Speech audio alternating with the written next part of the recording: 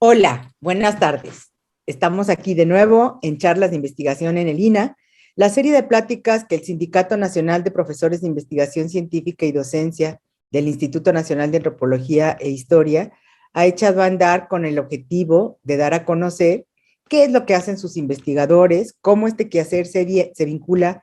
con la sociedad y con los bienes culturales que las diferentes sociedades, pueblos, regiones han ido creando, y cómo esta labor se ha venido viendo obstaculizada cada vez más con el creciente recorte presupuestal por parte de los gobiernos, en especial con el actual. Soy María Gracia Castillo, integrante de la Asociación de Profesores Jubilados del sindicato. Detrás del escudito morado está Daniel Ruiz Cancino, que es el secretario de organización de nuestro actual comité ejecutivo. Y en esta ocasión nos acompaña Adriana Cruz Lara Silva. Ella es licenciada en Conservación y Restauración de Bienes Muebles por la Escuela Nacional de Conservación, Restauración y Museografía, la INCRIM, del Instituto Nacional de Antropología e Historia. Es maestra y doctora en Historia del Arte por la Facultad de Filosofía y Letras de la UNAM. De 1993 al año 2000, fue profesora titular del Seminario Taller de Restauración Cerámica en la INCRIM. Fue directora académica de la Escuela de Conservación y Restauración de Occidente, la ECRO, en la ciudad de Guadalajara del año 2000 al año 2008. A su experiencia docente y de gestión se suman sus intereses académicos en la historia y teoría de la restauración y más recientemente en el estudio de la pintura hispanoamericana de la época virreinal, áreas en las que cuenta con diversas publicaciones. Sus tesis de licenciatura y maestría fueron acreedoras al premio Paul Koremans, otorgado por el INA en 1993 y 2008 respectivamente, y fueron publicadas por esta institución. Su tesis doctoral obtuvo mención honorífica y fue publicada como libro en 2020 por parte del Instituto de Investigaciones Estéticas de la UNAM. De 2008 a 2014 se desempeñó como restaurador perito en el Museo Regional de Guadalajara y de 2014 a 2018 como profesor investigador en la Curaduría de Pintura de la misma institución. De marzo de 2018 a enero de 2019, fungió como editora en jefe de Intervención, Revista Internacional de Conservación, Restauración y Museología de la INCRIM del INA. Fue directora general de la ECRO de enero de 2019 a marzo de 2021. Actualmente está de regreso como curadora de pintura en el Museo Regional de Guadalajara. Adriana ha titulado su charla La Academia de San Carlos en Guadalajara. Adriana, bienvenida, cuéntanos. Hola, buenas tardes a todos. Primero que nada, agradecer la atenta invitación al sindicato para compartir esta charla con todos ustedes y bueno, que se dé a conocer lo que estamos trabajando aquí en el museo. Comentar brevemente que esta charla la he compartido previamente en el aniversario del Museo Regional de Querétaro, pero bueno, me pareció importante poderla difundir hoy en otro ámbito, pues quizás con mayor amplitud. Bueno, pues les voy a compartir pantalla para que puedan ir siguiendo la presentación.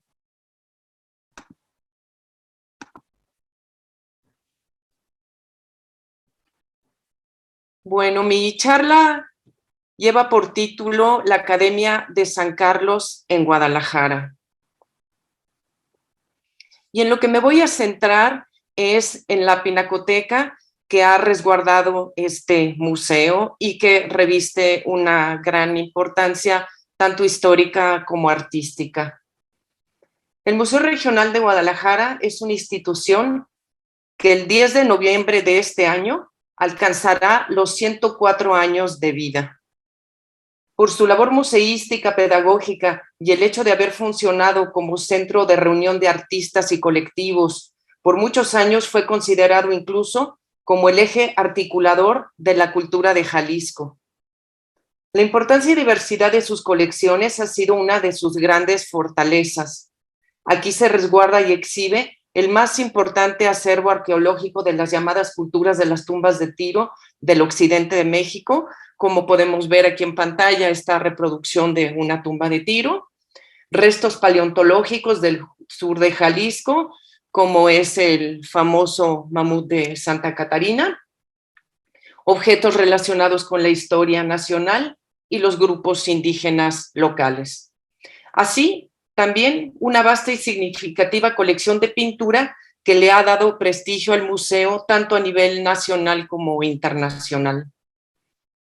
La Pinacoteca del Museo Regional de Guadalajara puede considerarse una de las más importantes de México. Está conformada por aproximadamente, salvo que podamos acceder a una revisión más profunda de los inventarios, por 1,500 obras pertenecientes a diversas épocas, estilos y técnicas, elaboradas por algunos de los más relevantes exponentes de la plástica local y nacional. Entre las colecciones más representativas se cuenta la de pintura moderna, en la que predominan retratos y paisajes de artistas de la talla de Diego Rivera, como podemos ver en este famoso retrato cubista del arquitecto Sinonier, de José Clemente Orozco, de Juan O'Gorman, de David Alfaro Siqueiros, Amado de la Cueva, también que podemos ver aquí un ejemplo con este importante y famoso retrato de Lupe Marín y José Luis Figueroa, entre otros.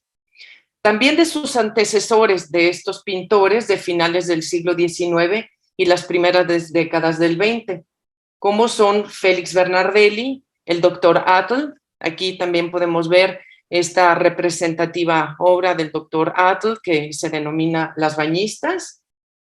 Roberto Montenegro con esta pieza, Ciudad en Brumas, de 1920. Rafael Ponce de León. Aquí tenemos un retrato de Rafael Ponce de León, pero ejecutado por Diego Rivera hacia 1905, que también da idea de la relación que existió entre todo este grupo de pintores. También algunas piezas del gran paisajista Luis de la Torre. Contiene también esta pinacoteca interesantes expresiones de la pintura popular producida en Guadalajara y otras regiones del estado de Jalisco durante los primeros años de la vida independiente, emanadas del pincel de José María Estrada, José María Mares, Abundio Rincón y otras tantas de autores desconocidos, como esta niña del Periquito del siglo XIX, que es un ejemplo representativo de esta pintura popular que se desarrolló en esta zona del país. La colección de pintura de la época virreinal también se cuenta entre los repertorios más significativos del país. Está integrada por obras procedentes de los conventos suprimidos aquí en Jalisco durante la exclaustración de 1860, una importante donación de la Academia de San Carlos de México, efectuada en 1918 y que es precisamente el objeto de la presente charla, y un decomiso efectuado a Alfredo Levi hacia 1919. Muchas de estas pinturas fueron realizadas por algunos de los más destacados artistas de la Nueva España y de la Nueva Galicia, autores desconocidos y un lote de pintura europea que aún no hemos logrado identificar. El Museo de Bellas Artes, Etnografía y Enseñanzas Artísticas. Este museo se inauguró el 10 de noviembre de 1918 a instancias de la Inspección General de Monumentos Artísticos de la República, bajo este nombre que tenemos aquí en pantalla y que hoy es el Museo Regional de Guadalajara, siendo su primer director el pintor jalisciense Juan Isca Farías.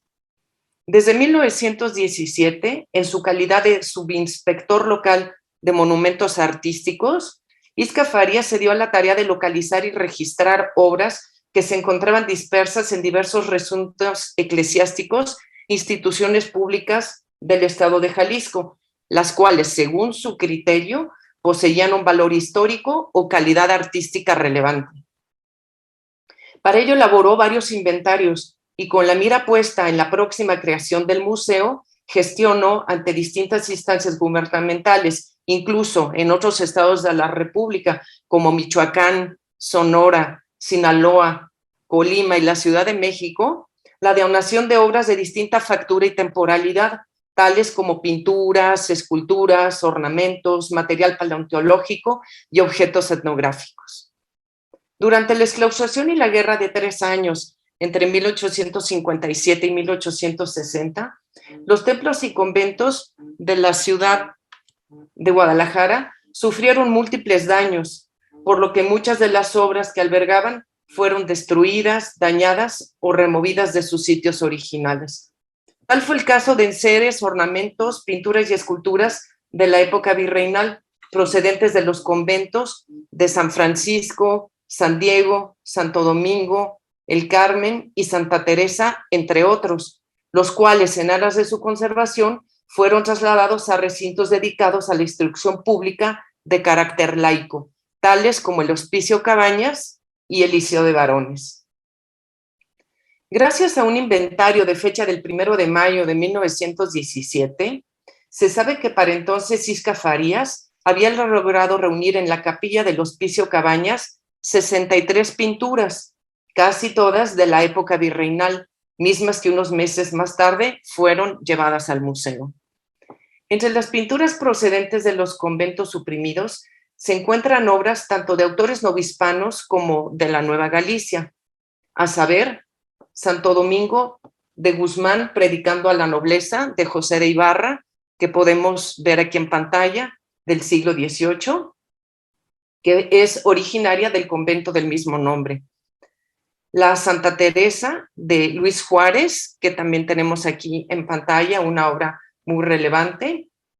y la Trinidad y los 7 príncipes del pintor neogallego Diego de Cuentas, del cual hoy se sabe gracias a los estudios de María Laura Flores Barba, que fundó un importante taller y también un linaje de pintores que alcanzó las 4 generaciones. Así también la serie de 11 lienzos de gran formato de la vida, muerte y milagros de San Francisco de Asís. Aquí tenemos una de las pinturas que conforman esta serie en la pantalla, perteneciente a dicho convento, ya hasta hace apenas unos años, erróneamente atribuida al pincel del sevillano Bartolomé Esteban Murillo. Por su parte, el lote decomisado al señor Alfredo Levy en 1919 está integrado por 58 pinturas virreinales, también procedentes de los templos y conventos suprimidos en Jalisco durante la exclaustración. Según la documentación que tenemos en el archivo del museo,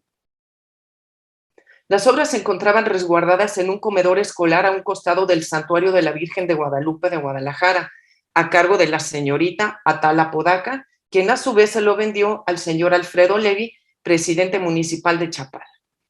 El 7 de agosto de 1919, el rector de la Universidad Nacional solicitó al gobernador del estado de Jalisco girara sus amables instrucciones a fin de que el inspector local de monumentos, Juan Isca Farías, seleccionara aquellos cuadros que por su mérito histórico o artístico debieran conservarse en el museo. Gracias a esta gestión, el lote fue finalmente decomisado y pasó al museo. Además de las pinturas reunidas por Isca, entre las donaciones más importantes que conformaron la primera colección pictórica del museo, destaca el lote de pinturas procedentes de la Escuela Nacional de Bellas Artes de la Ciudad de México. Por la documentación sabemos que estas pinturas fueron parte esencial de las piezas que se exhibieron durante la inauguración de este museo. Según un expediente con distintos borradores del acta de inauguración del museo, el 10 de noviembre de 1918, la institución se inauguró formalmente con la apertura de 2 galerías. La primera, Castro y Valdés, y la segunda, Miguel Ángel. La primera fue así denominada en honor a los pintores jaliscienses Felipe Castro y Pablo Valdés, quienes a finales del siglo XIX impartieron la cátedra de pintura en el Liceo de Varones y en el Liceo de Niñas y tuvieron a su cargo importantes proyectos pictóricos en el estado. La segunda fue así denominada en tributo al gran artista del Renacimiento italiano, Miguel Ángel Buonarroti, de quien se tenía copia de su autorretrato. En la Galería Castro y Valdés se exhibieron las 63 pinturas que Isca Farias había reunido en la capilla del Hospicio Cabañas, procedente de los templos y conventos suprimidos en Guadalajara. Por su parte, la Galería Miguel Ángel albergó 101 pinturas donadas por la Escuela de Bellas Artes, pertenecientes a la antigua Escuela Mexicana de Pintura. En esta fotografía que tenemos en pantalla podemos ver cómo en el 10 de noviembre de 1918 se estaba firmando el acta de inauguración del museo.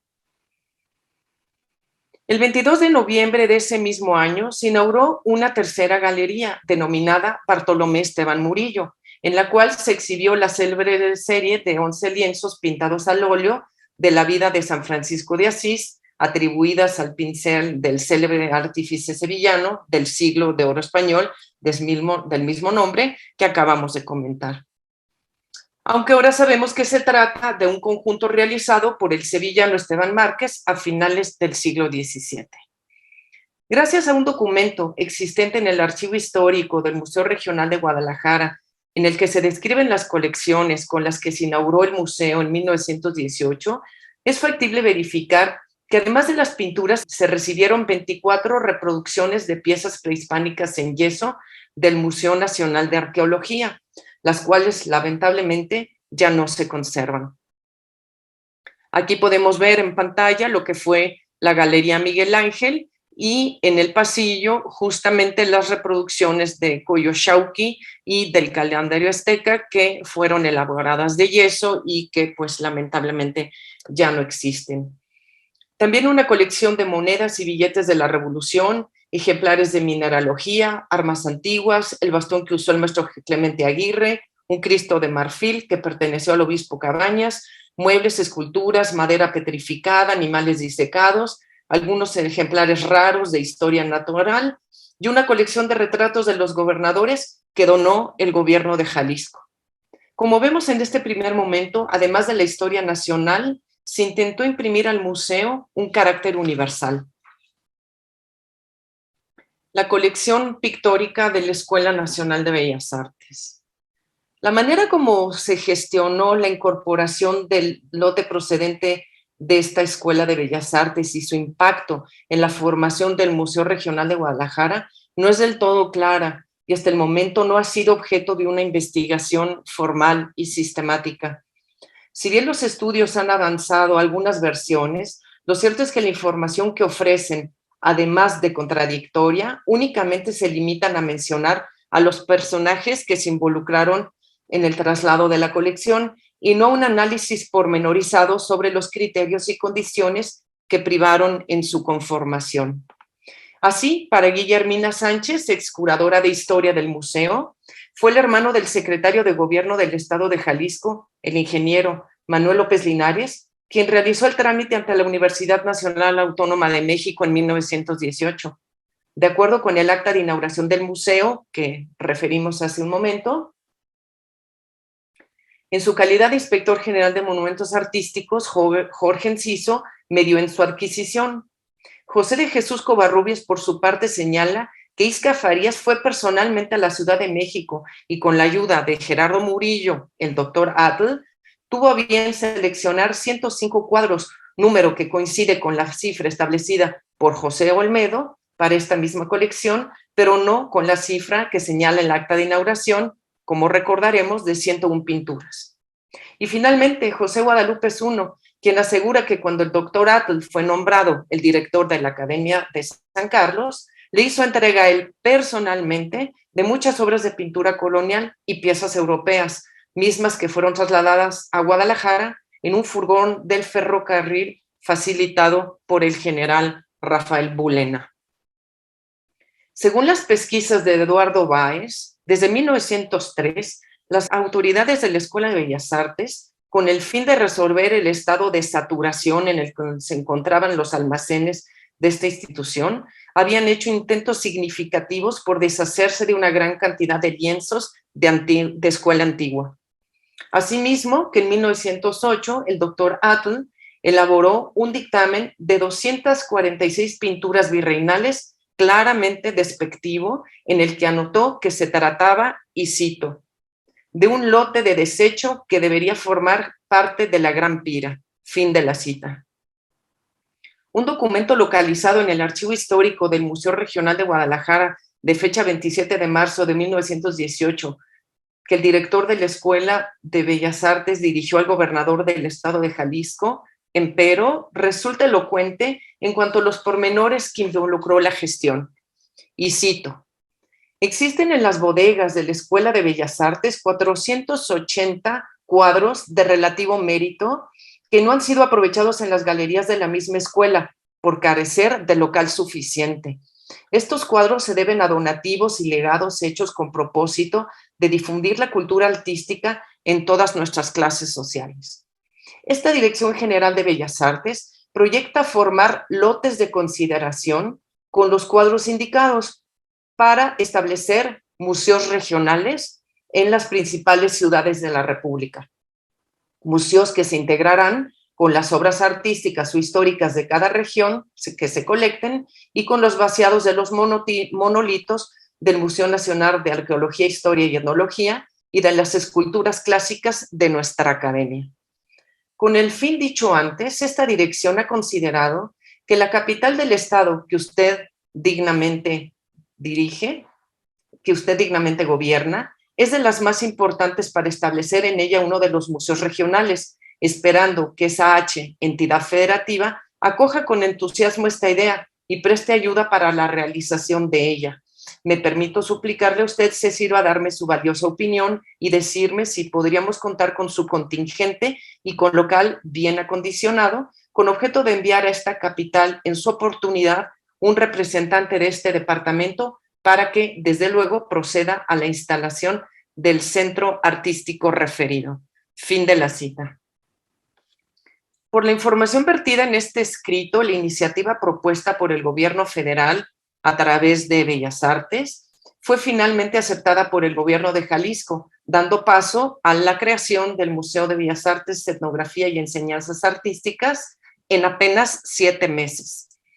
Ello no quiere decir, sin embargo, que en el Estado no se hubiera considerado previamente la creación de una institución de este tipo. Por el investigador Arturo Camacho sabemos que en 1861 se formó la Sociedad Jalisciense de Bellas Artes, la cual organizó diversas exposiciones. Según José de Jesús Olmedo, en 1865, el director de la Biblioteca Pública del Estado de Jalisco, Carlos Pavión, propuso la creación de un museo de historia natural, otro de antigüedades y un gabinete de mineralogía.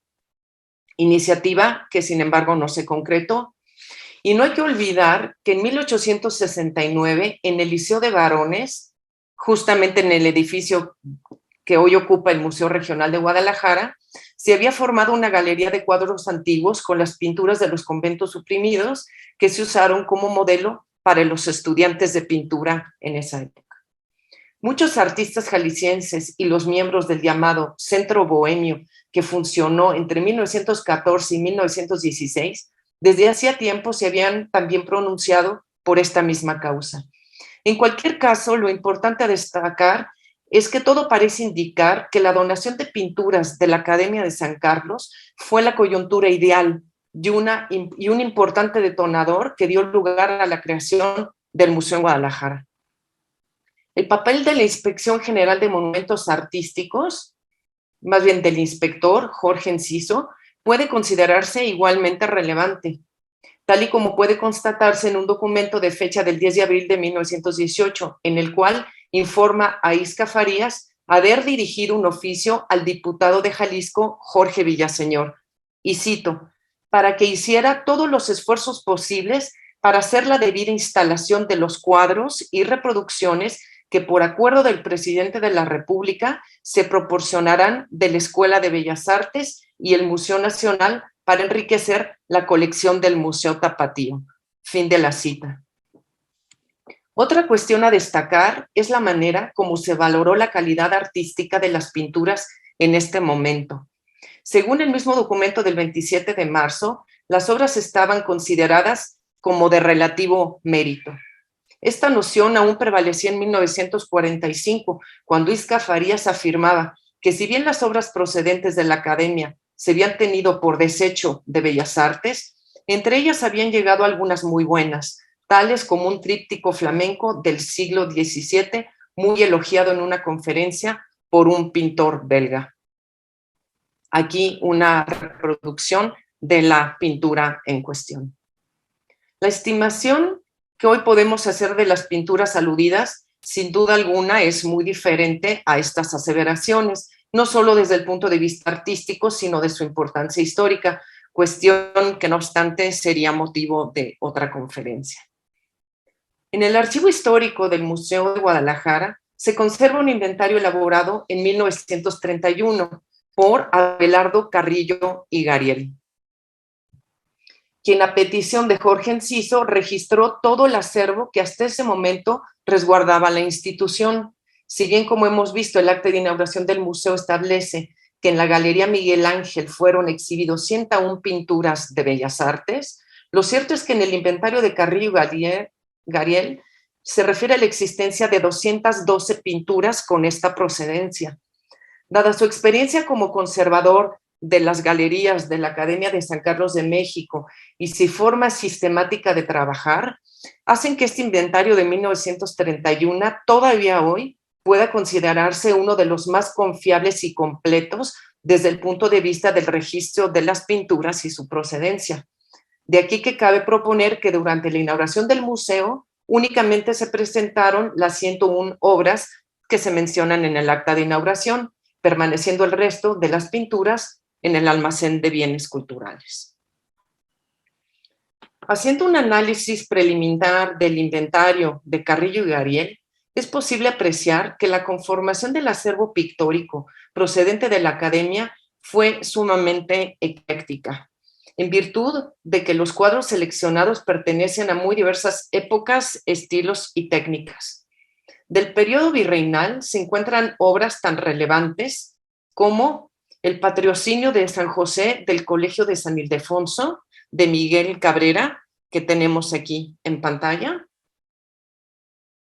La Educación de la Virgen, de Juan Rodríguez Juárez, que tenemos aquí también para mostrarles en pantalla. Y la Estigmatización de San Francisco, que hoy sabemos corresponde a la autoría de Baltasar Echave y Vía. Asimismo, pinturas del siglo XIX, como El hombre del zarape, de Felipe Santiago Gutiérrez, y Combatiente con espada, de José Obregón. Copias de pinturas famosos, como María de Medici, presentada a las divinidades del Olimpo, y Juno y Júpiter presentan a Enrique IV el retablo de María de Medici, la cual podemos ver aquí en pantalla. Ambas piezas están inspiradas en composiciones de Pedro Pablo Rubens, probablemente realizadas por los alumnos de la academia durante los siglos XIX y XX. También se cuenta con piezas de la colección Olavarrieta y un lote aparentemente flamenco en el que sobresalen el tríptico antes mencionado y que vimos en pantalla, atribuido a Albert Butz, y sobre lámina de cobre 2 crucifixiones referidas como de Jan Bruegel, una de las cuales podemos apreciar aquí, y 2 escenas de autor desconocido del Arca de Noé, entre otras que actualmente están precisamente en proceso de investigación, como el lote flamenco del Museo de Guadalajara. Vale la pena mencionar también la copia del retrato de Miguel Ángel, que, como se recordará, le dio nombre a una de las galerías con las que se inauguró el museo en 1918. La confirmación sobre la existencia física de esta pintura en el almacén de bienes culturales del museo fue posible hace apenas un par de años, a pesar de que sabíamos de que había dado nombre a la galería. Aquí, a la izquierda, aparece en pantalla, así como establecer que su realización se basó en otra copia elaborada por el amigo de Miguel Ángel, Marcelo Venusti, en 1535, que es la pieza que vemos a la derecha, la cual fue ampliamente difundida y actualmente se encuentra en el Museo de Arte de Nueva York. Entonces, bueno, aquí lo que podemos ver es que la importancia de esta pieza no necesariamente es su relevancia artística, pero sí su relevancia histórica como una pieza que da nombre a toda una forma de exhibir las colecciones pictóricas en esa época. Los guiones museográficos y las restauraciones. Para la elaboración de los guiones y la puesta museográfica del acervo pictórico a lo largo de su historia, el Museo Regional ha recurrido a diversos especialistas dentro y fuera de la institución. Aunque todavía no se cuenta con un estudio pormenorizado que dé cuenta de los distintos enfoques curatoriales bajo los cuales se han exhibido las pinturas y los investigadores que los han realizado, por el material fotográfico que aún se conserva de la inauguración del museo, es interesante notar que en esta primera etapa de formación, la carencia de cédulas explicativas y que el acomodo de las pinturas de las galerías se llevó a cabo de acuerdo con un criterio meramente formal, en el que las obras más grandes se colocaron en la parte superior de las salas y las más pequeñas a la altura de la vista del espectador, como podemos ver aquí en esta fotografía, también del archivo del museo, también el 10 de noviembre, la fecha que se inauguró el museo. Asimismo, que convivieron en el mismo espacio piezas de la época virreinal con otras de los siglos XIX y XX, así como con las reproducciones de yesos de los dioses mexicas donados por el Museo de Arqueología de la Ciudad de México.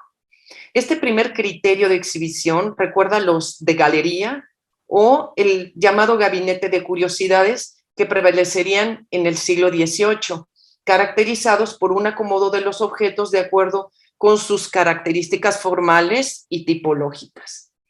Esta disposición da cuenta asimismo del incipiente conocimiento que para entonces se tenía sobre las características temporales, estilísticas y iconográficas de las pinturas. De ahí la carencia de información y la conjunción de piezas diversas en un mismo lugar, como puede aquí constatarse. Entre 1973 y 1976 tuvo lugar una importante reestructuración del museo, que bajo los postulados del nacionalismo y la función educativa de los museos, derivó en la elaboración de un nuevo guión museológico. La colección pictórica se organizó de acuerdo con un criterio cronológico que pretendió construir un discurso sobre el desarrollo de la pintura en México. Así surgieron las salas de pintura de los siglos XVII y XVIII, en las que se exhibieron tanto las pinturas de los conventos suprimidos de Jalisco como las de la Academia de San Carlos. Estas últimas jugaron un papel central, no solamente por su calidad artística, sino por su representatividad en cuanto al arte producida durante la época virreinal. A José de Ibarra se le concedió una sala especial en virtud de haber sido oriundo de la Nueva Galicia, por más que su trayectoria profesional tuvo lugar en la Nueva España, en un intento de darle también cabida a la historia regional. Entre 1993 y 94, el investigador Arturo Camacho emprendió un ajuste de los guiones de las salas de pintura, logrando una mejor identificación de las obras desde el punto de vista de su autoría, época y contexto de producción. Finalmente, la restauración de las pinturas es un aspecto que también debe mencionarse en virtud del papel fundamental que ha tenido en la manera como hoy las podemos apreciar. Si bien es muy probable que a lo largo de su historia las obras hayan sido intervenidas varias veces, la reestructuración del museo de 73-76, previamente comentada, sin duda constituyó un parteaguas en la restauración del repertorio pictórico del museo. La Dirección de Restauración del INAH, hoy Coordinación Nacional de Conservación del Patrimonio Cultural, en 1975 llevó a cabo uno de los proyectos más ambiciosos en cuanto a restauración de acervos de museos. Por la documentación fotográfica y algunas escuetas historias clínicas, sabemos que todas las pinturas de la Academia y los conventos de Jalisco se intervinieron en función de su estabilización y mejor presentación en las salas. Aquí podemos ver una fotografía que da cuenta de cómo se montó este taller de restauración y que tuvo a su cargo la intervención de muchísimas obras. Todas y cada una de estas pinturas fueron renteladas por el método holandés, que podemos ver aquí también en la diapositiva, y que era muy común en esta época. También fueron sometidas a los subsiguientes procesos de resane, reintegración cromática y barnizado, en una especie de intervención a destajo, más que en un análisis de las características y necesidades particulares de cada una de las piezas. Si bien no podemos juzgar esta restauración con los criterios de hoy, cabría reflexionar sobre el impacto que esta intervención ha tenido en las obras. Algunas consideraciones finales. Pese a la importancia de la colección de Bellas Artes y los más de 100 años que han transcurrido desde su ingreso al museo, todavía hace falta una investigación amplia y sistemática que esclarezca los criterios y condiciones bajo los cuales fue conformada, así como su impacto para la fundación del museo y su relevancia actual. En este proceso deberá determinarse cómo a su vez llegaron las pinturas a la Academia de San Carlos, estableciendo la ruta de circulación de las obras desde su origen hasta la actualidad. Se sabe que la colección de la Academia se originó por medio de donaciones, compras e intercambios de los alumnos con los conventos de la Ciudad de México, así como para aquellas que se encontraban en depósito en el convento de la Encarnación a raíz de las leyes de reforma y fueron elegidas por los directores y funcionarios para incorporarse al acervo. Esto es, al igual que ocurrió en Guadalajara, el repertorio pictórico de la época virreinal existente en la Academia originalmente perteneció a los templos y conventos suprimidos de la Ciudad de México. Tal es el caso de la pieza José saliendo de la cisterna, una disculpa porque la imagen no se ve muy bien, la cual sabemos es parte de una serie de la vida de José que se conserva en la pinacoteca del templo de San Felipe Neri, conocido como La Profesa, en la Ciudad de México, o el San Andrés de Juan Rodríguez Juárez, que vemos aquí en pantalla, que según las pesquisas de Eduardo Báez fue donada a la Academia en 1910, proveniente del legado de James Diego McCartney, y el retrato de Fray Alonso Rodríguez de José de Ibarra, que podemos ver aquí, que según Paula Mus fue originario del Colegio de San Ildefonso. Además de la verificación de la procedencia original de las obras, queda también por delante la localización física de las pinturas y la actualización de la información disponible al interior del museo. No debe olvidarse que en 1992 se detectó un importante robo de pinturas del almacén de bienes culturales del museo, el cual hasta la fecha no ha sido plenamente identificado, cuyo caso podría darse el caso que algunas de estas pinturas ya no existan.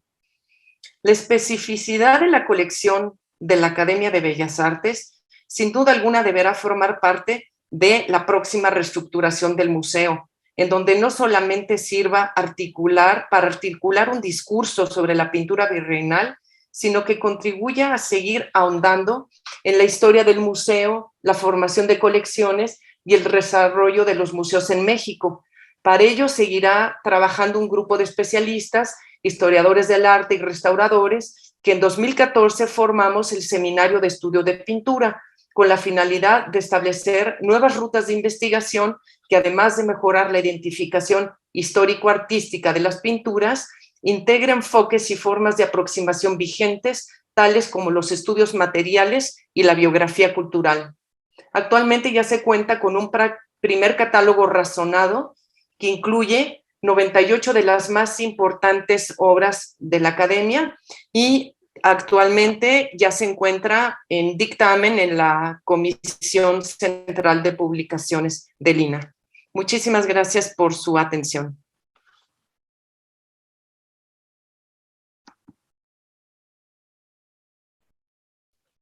Adriana, pues muchísimas gracias por esta pues muy ilustrativa y interesante exposición, que a fin de cuentas, bueno, pues nos habla pues del origen de la colección de la Pinacoteca, pero de cómo el papel de la Pinacoteca en la fundación y primeros tiempos del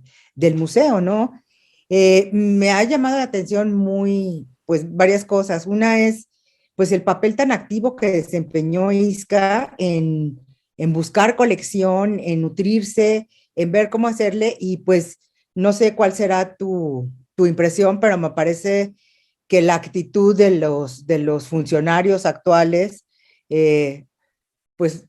podrían ver en ISCA un modelo a seguir, pero y seguirlo, no nada más reconocerlo, sino también pues ponerse un poquito más manos a la obra en función de pues de la misión que les toca cumplir en relación con la sociedad, ¿no? Porque a fin de cuentas, bueno, esa es una de las cosas que me interesaría preguntarte, es este seminario que se formó hace 6, 7 años.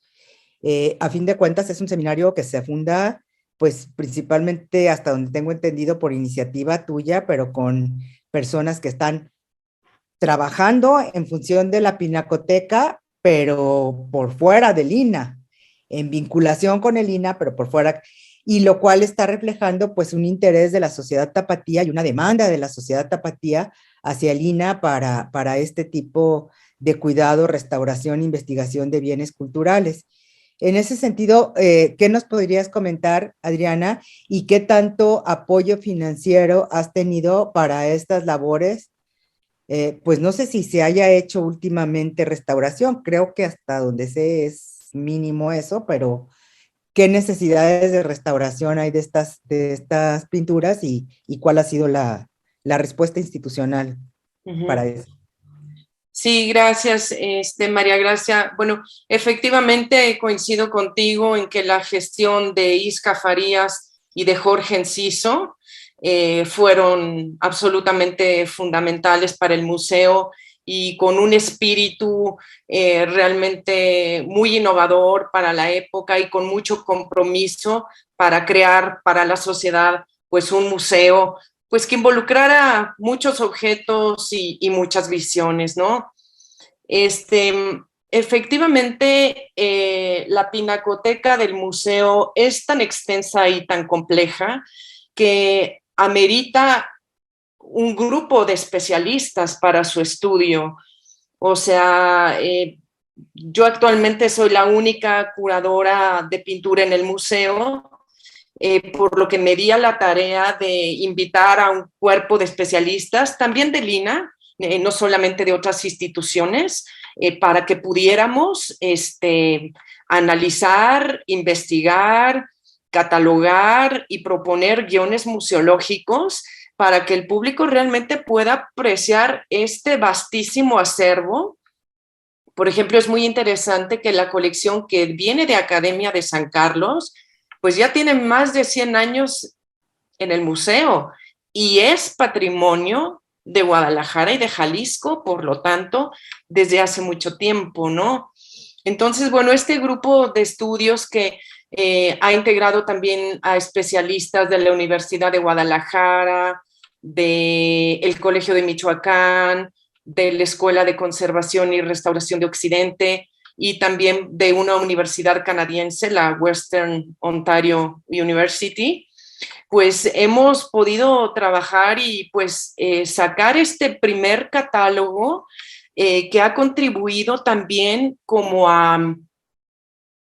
no solamente a presentar investigaciones mucho más actualizadas, que involucran datos más actualizados sobre la identidad de las piezas, sino que también a corregir un montón de errores. Yo debo